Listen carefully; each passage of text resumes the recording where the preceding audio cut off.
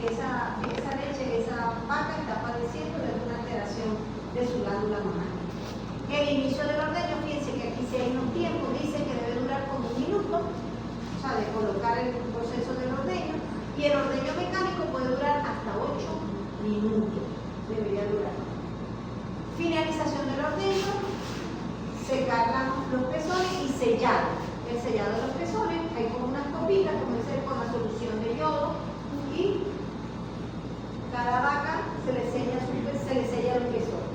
Y después, desinfección de las pezoneras cada vez que se utilice. Que no se hace por cuestión de tiempo, porque a lo mejor el personal es uno solo, mientras tiene una vaca ya con el mecánico, esta terminó, le pasa para cada persona, no da chance. O para eso sería entonces a veces dar esa educación al obrero, un poquito, esa pequeña charla, o enseñarle el por qué se debe hacer así, que no es capricho de uno, sino que son medidas de control sanitario, ¿ok? Porque nosotros mismos somos los que podemos diseminar la enfermedad en el ganado, ¿ok? Esas medidas de control para infecciones intramatarias instauradas, tenemos terapia de vaca lactante con aplicación de antibióticos local, aplicación de antiinflamatorios, sobre todo corticosteroides, no esteroidales pudiera ser la manera parenteral más adecuada, o aplicación de pomadas locales. ¿Okay? Medidas de control para intramamarias ya instauradas, aparte de todo lo que habíamos visto de antibióticos, fluidoterapia, antipirético en el caso que el animal tenga fiebre, ordeño frecuente para que vaciar y descargar esa presión de esa glándula mamaria. Incluso dice la aplicación de oxitocina. ¿Para qué? Para estimular la bajada de... Okay. Medidas de control para infecciones intramamarias ya instauradas, tenemos terapia de vaca seca o eliminación de los animales con esas mastitis crónicas o resistentes, ¿verdad? Porque eso es lo que nos va a traer el gato. Fíjense, en este caso, Luis, este es un tipo de antibiótico local, es como una inyección. Ahí está el contenido antibiótico que se le coloca a cada persona, como digo acá cerca, luego se da un masajito como para que sea. Bien, hasta allí mastitis. ¿Alguna duda? Queda pendiente ver la mastitis, California mastitis, que sí se hace en Venezuela. Y lo importante de esto es que esta es una enfermedad de difusión mundial que tiene altas pérdidas económicas, sobre todo con las no diagnosticadas o que llamamos mastitis subclínica. ¿Ok? Las mastitis subclínicas que son producidas por esos agentes patógenos bastante fuertes. ¿Ok? ¿Alguna duda? ¿Alguna pregunta? ¿Sí? ¿No? Ok. ¿Qué hora es, por favor? 10. Ok. Si no me chance de darlo. Vamos a ver el complejo respiratorio bovino. ¿Por qué creen ustedes este nombre? Complejo respiratorio bovino. Que son varias cosas. Probablemente, ajá. Porque ataca las diferentes partes del tracto respiratorio. Por ahí. Sí. Bueno, como su nombre lo indica, esta es una enfermedad infecciosa, bacteriana, ¿ok? Va a afectar a los bovinos, sobre todo a los de edad pequeña, o sea, los animales muy jóvenes, ¿ok? Y también la denominan, esto es lo que se llama sinonimia. La podemos conseguir como complejo respiratorio bovino o también llamada mangemiosis neumónica bovina, porque el agente etiológico involucrado es la mangemia hemolítica. ¿Okay? Esto ya es sinonimia. Ustedes pueden conseguir que a la diarrea de los terneros también le dicen bovita, etc. Entonces, dentro de sus exposiciones, si la enfermedad que ustedes van a exponer tiene sinonimia, pónganlo. ¿Por qué? Porque cuando muchas veces nos encontramos en el campo o en otras ciudades, a lo mejor la conocen por un nombre y aquí la conocemos por otro. Eso es lo que se llama sinonimia. ¿Okay? Entonces, en el caso del complejo respiratorio bovino, lo llamamos también mangemiosis neumónica bovina. Y ya nos está orientando hacia dónde, ¿qué afecta principalmente? Al sistema respiratorio. Los pulmones. Ok, entonces vamos a entrar acá. Igual, una enfermedad infecciosa de tipo bacteriana multifactorial. ¿Okay? Tenemos factores del corral, condiciones ambientales, manejo, nutrición, transporte. Y el estrés, donde rompe ese equilibrio entre lo que es estrés e inmunidad, el animal puede estar susceptible a padecer la enfermedad. ¿Ok? Entonces, complejo respiratorio bovino es un síndrome producido por múltiples factores. Por ejemplo, si esos becerritos, porque los becerros son los primeros que se afectan, son los principales hospederos de campo, ese becerrito no ingirió el calostro adecuado, no tiene el sistema inmunitario como es los primeros anticuerpos maternales, ese animalito puede estar propenso a padecer la enfermedad, ¿cierto? ¿Ok? La nutrición, si es un animal que nace un becerrito débil, de una vaca débil, ese animal no es capaz de producir ese buen sistema inmunitario que le va a pasar al becerro. Incluso las primeras horas del nacimiento donde el animal debe ingerir su calor. ¿Por qué? Porque en el calostro, como el nombre lo dice, es donde están los anticuerpos maternales. Lo vieron en inmunología, creo. ¿Ok? Entonces, entre más rápido le proporcionemos el calostro a la cría, le podemos ir garantizando que su sistema inmunitario se va a estar más fortalecido. Incluso recuerdo yo que decía que el intestino, como los anticuerpos maternales son unas proteínas muy grandes, el intestino del animal, de la cría, es permeable durante las primeras horas de vida. Entonces hay que garantizar que ese calostro que van a los anticuerpos maternales, que son proteínas sumamente grandes, puedan pasar a través del torrente sanguíneo por la vía digestiva del animal. ¿Me copian? ¿Sí? Por eso entonces es importante. ¿Okay?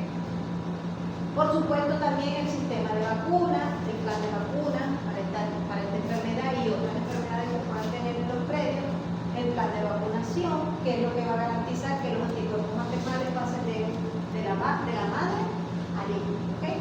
Las condiciones ambientales, si hay mucho calor, eso genera estrés. Y sobre todo, si son animalitos transportados, ¿verdad? Que compré un lote de becerritos, pero vengo de la Machica en Colomán a la 1 de la tarde con un camión aperturado de becerros, ya eso es un estrés muy grande. Y coincide que muchas veces la enfermedad se manifiesta luego de que son animalitos que vienen de otros predios que han sido transportados. Así de sencillo. Eso es un indicio de que puede manifestar la enfermedad porque hay un estrés y hay una alteración de ese equilibrio, de esa homeostasis del animal. ¿Okay?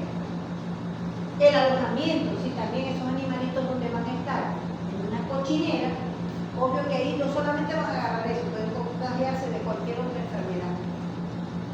La alimentación, nutrición, importante que lleven estas proteínas, vitaminas y por supuesto en el manejo de la recepción, como lo dice aquí, a veces hablaban de que había tratamientos previos con antibióticos apropiados, pero esto no debería ser por lo que hemos dicho de la resistencia bacteriana, el uso y el abuso de los antibióticos, pero sí llevan un control, manejo sanitario. Si vamos a la hora de castración, porque hay prácticas de castración a los becerritos, pero los castramos allá en el chiquero, que viene el animalito, que pasa el perro, que se come los testículos del animalito y simplemente lo dejamos abierto, o ni siquiera le echamos un lepecito. Por allí puede ser una vía de entrada. Incluso el animalito recién nacido hay que curarle el cordón umbilical, porque esa es la principal vía de entrada de lo que sea. Lo han visto, ¿verdad? Sí, claro, con yodo. Entonces, ¿por qué? Porque esta es una de las enfermedades principales en los bovinos y que afecta principalmente a los becerros, a los animales de corta edad. Ok, ¿por qué dicen que es un complejo? Porque dicen que pueden haber agentes primarios involucrados, que son los que le preparan el terreno a los agentes secundarios, donde va a estar la magnesia hemolítica, que es la que va a producir todo este cuadro normal. ¿Okay? Entonces, entre los agentes primarios están los virus, como el virus respiratorio, los virus sinciciales, no importa, no se tiene que aprender esto, como enfermedad. Están también el micoplasma. El micoplasma es una bacteria muy pequeñita, muy diminuta, pero ella es bastante saprófita. Ella donde puede estar metida de colada, ella se mete. ¿Ok? Entonces, dentro de esas enfermedades primarias que van a producir es la alteración de ese tejido, ¿ok? Están estos virus y puede estar el micoplasma. Resulta que después viene la invasión bacteriana, que es la enfermedad secundaria. Son los que van a colonizar ese tracto superior, ese tracto respiratorio superior, Y dentro de estos agentes etiológicos está la mangenia hemolítica. Resulta que esta señorita que está aquí, ella es parte de la flora normal de las criptas tonsiliares, de las amígdalas en las manos, en los animales, los bovines. ¿Qué pasa? Si ya detrás de esto ha venido esta alteración por una enfermedad primaria, ella va, exacerba, se multiplica y manifiesta todo ese cuadro sintomatológico. ¿Me entienden? ¿Me explico? ¿Sí? ¿Sí o no? Sí. Ok. Entonces, ella como tal, que es la que va a invadir y después va a colonizar todo ese tracto respiratorio, es la que en sí va a manifestar esa enfermedad. ¿Ok? Y el principal agente etiológico es la mangenia hemolítica, por eso es que se llama mangeniosis neumónica. ¿Ok? Porque es el principal agente bacteriano reconocido. ¿Ok? Y se llama complejo respiratorio porque previo a eso ha podido ocurrir una infección tipo viral o con micoplasma que le abre las puertas a la bacteria, en este caso la mangenia. ¿Ok? ¿Y cuáles son los cuadros que va a producir? Todos los síntomas y signos respiratorios. Desde neumonía, que en este caso es un cuadro que este pulmón está colapsado, está incluso fibrosado. ¿Ok? Las principales lesiones son a nivel respiratorio y a nivel pulmonar. Puede haber tos, problemas respiratorios, secreciones purulentas y al final si se llega a hacer, el animal muere y se le hace una necropsia, se va a conseguir esos pulmones totalmente fibrosados, edematizados, o necrotizados, o con puntos hemorrágicos, con líquido en la cavidad torácica, etc. ¿Ok? Bien, aquí volvemos a lo de los sinonimios. Fíjense, mangeniosis la llamaban antes pasteurelosis neumónica porque se creía que la pasteurera era la principal agente etiológico. ¿Ok?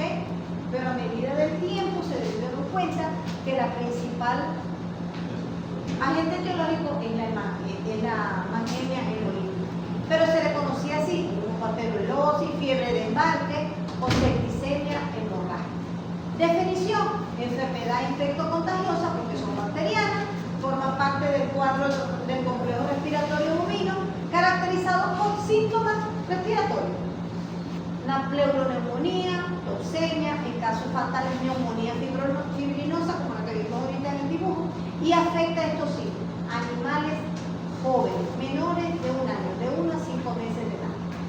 Por eso que pongo aquí el becerrito. O sea que es una enfermedad bacteriana de bovinos, pero en animales jóvenes. ¿Ok? Ok. Esto es importante. Nosotros vimos taxonomía ya, ¿verdad? Entonces, en este caso, las mangenias estaban involucradas como en ese mismo grupo de las pasteureas. ¿Ok? Pero por una reclasificación taxonómica, por esos estudios que vimos, en los últimos de la taxonomía, que estudian PCR, estudian cada vez más las estructuras de las bacterias, se determinó que pasteurelosis bovina, que produce el síndrome hemorrágico, no es lo mismo que mangenia. ¿Ok? Esto nada más es como cultura general. ¿Ok? Como dice allí, por ejemplo, la mangeniosis la produce la mangenia hemolítica. ¿Ok? Y la pasteurela mortósida es la que produce el síndrome hemorrágico, lo que vimos anterior, como lo llamamos anteriormente, septicemia hemorrágica. Antes se llamaba septicemia hemorrágica, porque creían que la pasteurela era la que lo producía. Hoy no, por estudios, avances tecnológicos, se determinó que pasteurela mortósida produce la septicemia hemorrágica y la mangeniosis la produce la mangenia hemolítica. ¿Ok? Y a diferencia también de esta septicemia hemorrágica, esta fiebre del transporte mangeniosis no es septicemia ni produce hemorragias verticales multisistémicas, a menos que ya después haya otras complicaciones. ¿Ok? Esto no es pregunta de examen, simplemente que vean que en este caso hubo una reclasificación taxonómica. ¿Ok? Bien. Aquí lo volvemos a ver, fíjense. Septicemia hemorrágica la produce la pasteurela multósida, subespecie multósida, produce septicemia hemorrágica y en el caso de la septicemia hemorrágica se da en bovinos y en búfalos en África, Asia, Medio Oriente y Sur. O sea, no vemos aquí en esta parte de Latinoamérica. Mientras que la mangenia produce signos clínicos respiratorios, no hay hemorragia, Y los casos clínicos pueden aparecer en América del Norte, aquí, en Alemania, etc. Esto no es pregunta de examen, simplemente para que sigamos viendo de dónde sale de que no son la misma especie, no es el mismo ente teológico que tenemos. ¿Okay?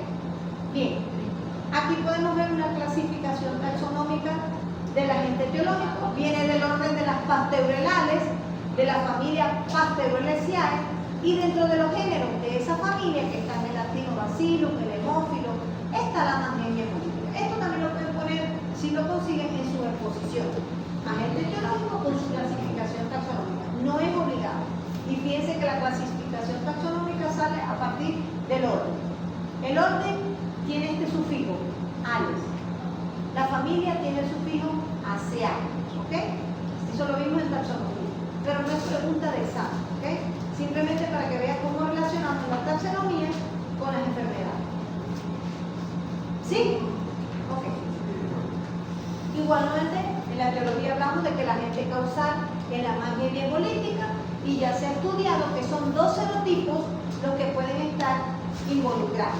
Biotipo A, serotipo 1, que es el más prevalente, y el biotipo A, serotipo 2, es asociado en las neumonías, pero en los ovinos y los caprinos. ¿Ok? Y la pasteurela muntosida a veces puede estar allí ligada con ella. ¿Ok? Su principal, vamos a decir así, factor de patogenicidad de este género, de esta Mangenia, es porque produce una leucotoxina. ¿Y dónde van a actuar las leucotoxinas? La célula blanca. Y recordando que estas Mangenias son parte de la microbiota normal de las tónsilas superiores, de las tónsilas bovinas, solo que tiene que esperar que haya un daño, una lesión resistente donde ella pueda exacerbarse. Lo vimos ahorita en lo que era primero una infección primaria y una infección secundaria. ¿Sí me copian? Sí. Bien, fíjense. Características bacteriológicas de este agente etiológico. Son bacilos pequeños o cocobacilos. Gran negativo, se ven rojos a nivel de laboratorio. ¿Okay? No son móviles y no esporulan, pero son encapsulados. O sea, tienen cápsulas. Y eso para ellos es un factor de virulencia, porque la cápsula, ¿qué les va a prevenir a veces? Por los macrófagos. Son mesófilas. La mayoría de las bacterias patógenas dijimos que eran en ese rango, ¿verdad? Crecen entre 37 grados centígrados. Y son anaeróbicos. ¿Ok? Esto deberíamos haberlo visto en práctica, pero obvio que lo tenemos. La Mangenia hemolítica, esto es un agar sangre, ¿ok? Esto es otro tipo de prueba bioquímica de laboratorio. Se diferencia también bioquímicamente de la muntosida porque no produce indol, que es una prueba bioquímica que hacemos de diferenciar el laboratorio. Crece en agar macónquico, que es un agar selectivo, y la Mangenia hemolítica produce beta-hemólisis en el agar. Fíjense, esta es una colonia y alrededor de ella hay una locrana. Ella hemoliza esos elementos sanguíneos porque este agar sangre es a base de sangre. ¿Okay? Sí, una sangre procesada gelatina, esos son los medios de cultivo que tenemos para hacerlo. ¿Okay? Esto simplemente es una referencia de lo que pudiésemos ver a nivel de laboratorio. ¿Okay?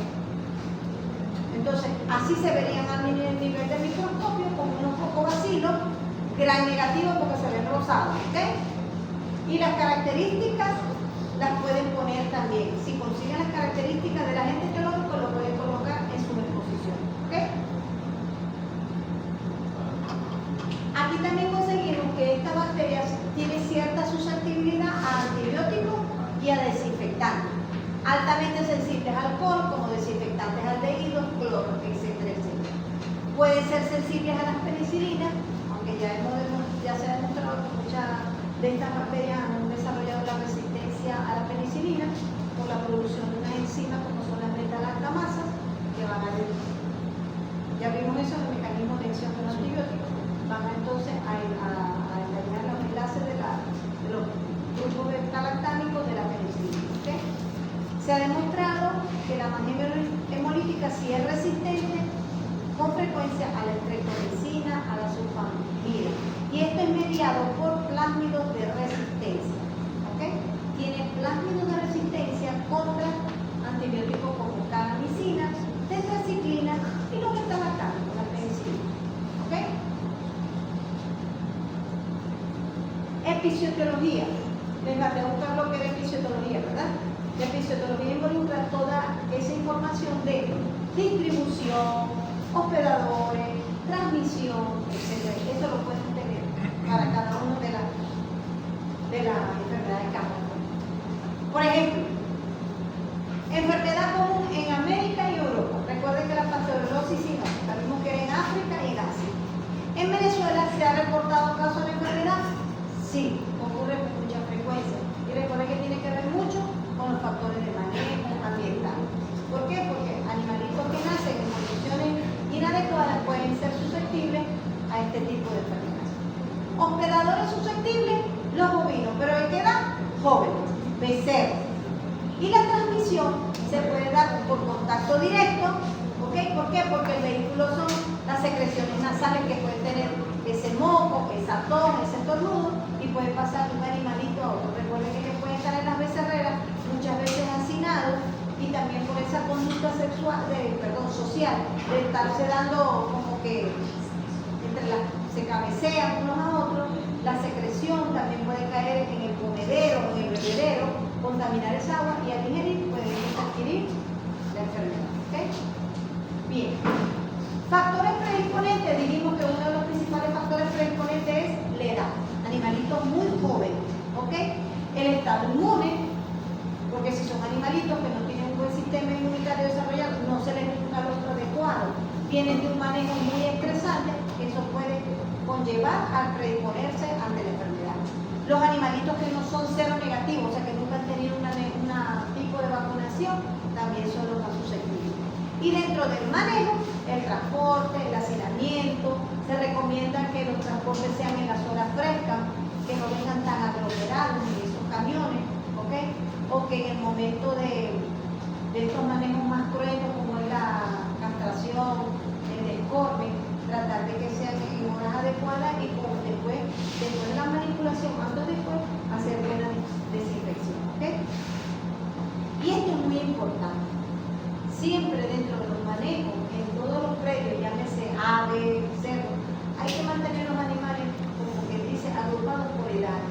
No podemos tener mezcla, no debería ser mezcla de animales jóvenes con adultos. ¿Ok?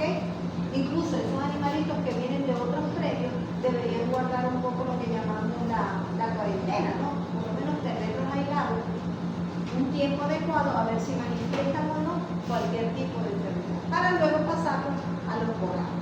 ¿Sí me copian? Sí. Okay. Y por supuesto, si hay infecciones virales, recuerden que esto es un complejo respiratorio que pueden haber previamente enfermedades primarias causadas por virus y luego la enfermedad secundaria causada ya por la bacteria. ¿Okay? Fíjense, hay unos indicadores epidemiológicos. Los indicadores epidemiológicos lo que nos indican es morbilidad y mortalidad. ¿Saben qué es morbilidad? Cuando hablamos de morbilidad, es la tasa de enfermedad, ¿verdad? En este caso, fíjense, pueden afectarse hasta un 35%. Y la tasa de mortalidad entre un 5 a 10%, porque si se detecta a tiempo, se puede tratar, o sea que puede resolverse el problema. ¿Ok? Fíjense, ecología de la enfermedad. Dice que la enfermedad ocurre mayormente en las 3 primeras semanas posterior a un evento estresante. Un transporte, una castración, una deformación, un herraje. O sea que los puedan estar marcando. O sea, cualquier cosa que le desencadene estrés. Los brotes pueden durar 2 a 3 semanas si no hay nuevos animales. ¿Ok? Porque por eso es que es importante que si traemos animales guardar una debida cuarentena. No que serán los 40 días, pero sí tenerlos un poco apartados para ver qué manifiestan. ¿Ok? Bien. Mediante cuáles mecanismos de patogenicidad esta bacteria va a hacer su efecto, valga la redundancia, patológico, porque dentro de sus factores de virulencia tiene leucotoxinas, enzimas que van a afectar a los leucocitos. Tiene lipopolisacáridos, porque es una bacteria gran negativa. Lo vimos cuando vimos estructura bacteriana. La gram positiva tiene una capa gruesa de péptido de grano. Ellas no, tienen una capa pequeña de péptido, pero por encima de esta está el lipopolisacárido, una capa bien gruesa. Entonces resulta que ellas pueden, por eso el lipopolisacárido de grano pueden excretar endotoxinas, ¿ok?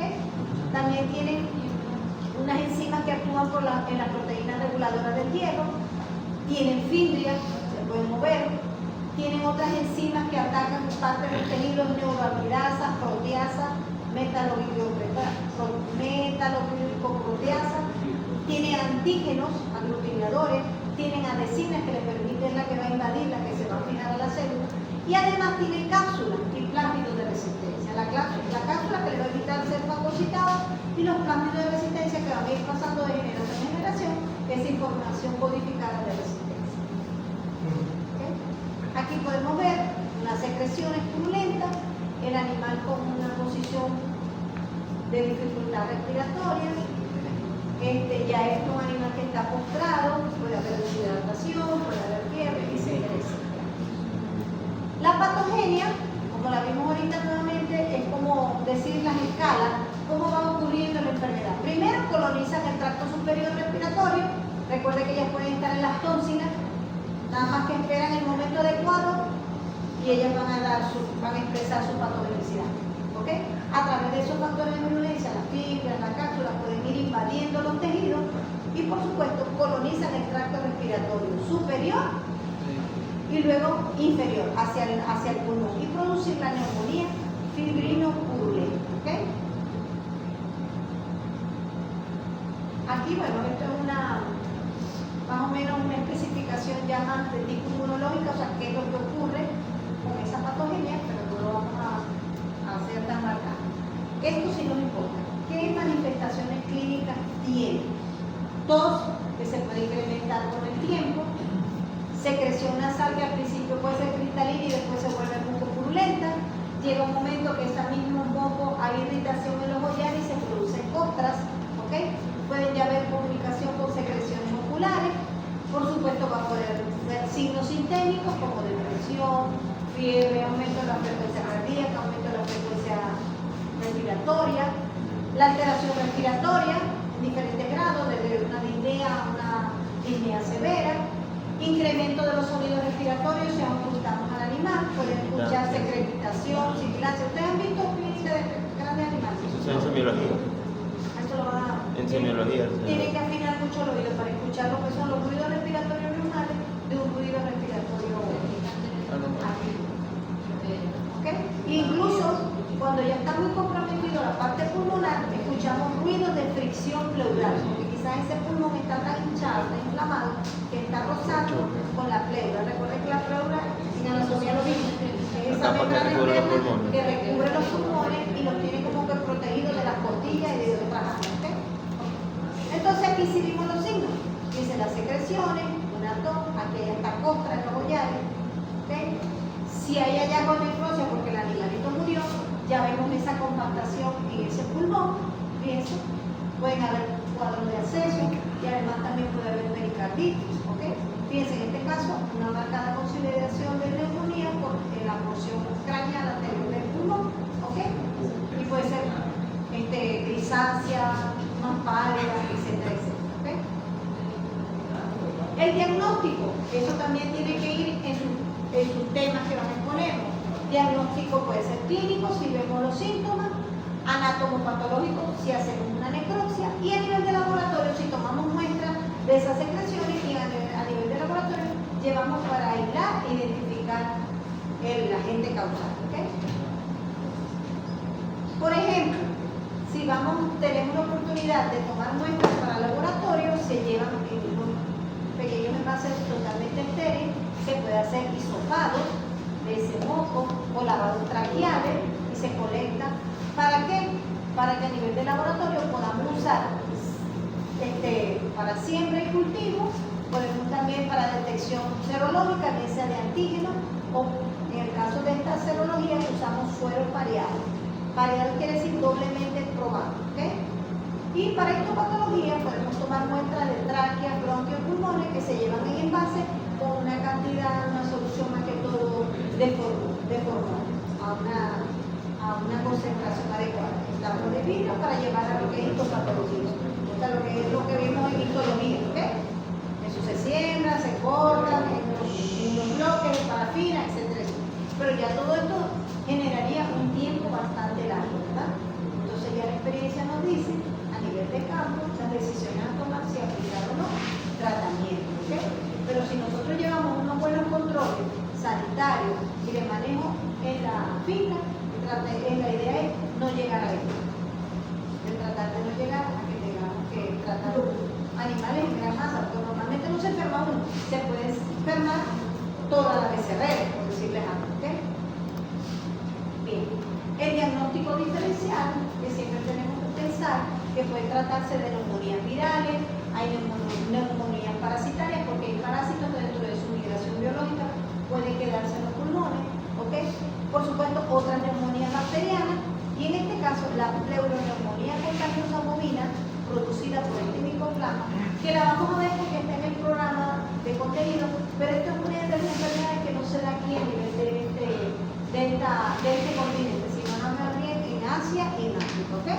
Recuerden que vimos que hay ciertas enfermedades que son como de referencia, ¿ok? La prevención, esta es una de las enfermedades que tiene vacuna, ¿ok? Aplicación de una vacuna. Ya los planes de vacunación, este simplemente es un modelo porque ya hoy día sabemos que todas esas vacunas vienen con sus especificaciones de laboratorio. Tener en cuenta el manejo, evitar lo más posible el estrés, ¿ok? Y si vamos a tomar en cuenta que vamos a trasladar animales en viajes largos, sea en las horas más frescas, si es posible de noche, los controles sanitarios, si vamos a hacer un procedimiento de castración, de deforme, etcétera, etcétera. Y lo más importante, mantener los animales por grupos etarios. No podemos tenerlos combinados. Animales más o menos de la misma edad, becerritos de la misma edad, si vienen de un lugar a otro, aislarlos por un tiempo, etcétera, etcétera. ¿Okay? Fíjense, en el caso de que sí ya tengamos que hacer un tratamiento, porque está la enfermedad establecida, aislamos los animales enfermos de los sanos y podemos utilizar este tipo de antibióticos. Se ha determinado que las quinolonas, como el clorfenicol, la enofloxacina, son utilizadas. Estas especificaciones están puestas aquí, pero como les digo, ya eso viene por el laboratorio con las indicaciones, ¿ok? Lo importante es que de estos tratamientos hay que incluir, por ejemplo, antiinflamatorios, ¿verdad? Porque esos animales tienen sus tejidos muy comprometidos. A lo mejor algún esteroide también que ayude a bajar más fácilmente la inflamación, antituxígenos, algún antipirético porque si manifiestan fiebre, o si ya presentan un cuadro de deshidratación, alguna fluidoterapia, etcétera, etcétera. ¿Ok? Hasta aquí esta parte. ¿Alguna pregunta? ¿Qué hora es? 10:54. 11. Las 11. Bien. Nos falta un tema, ¿verdad? Pero es bastante corto, pero sí es muy importante porque ya entramos también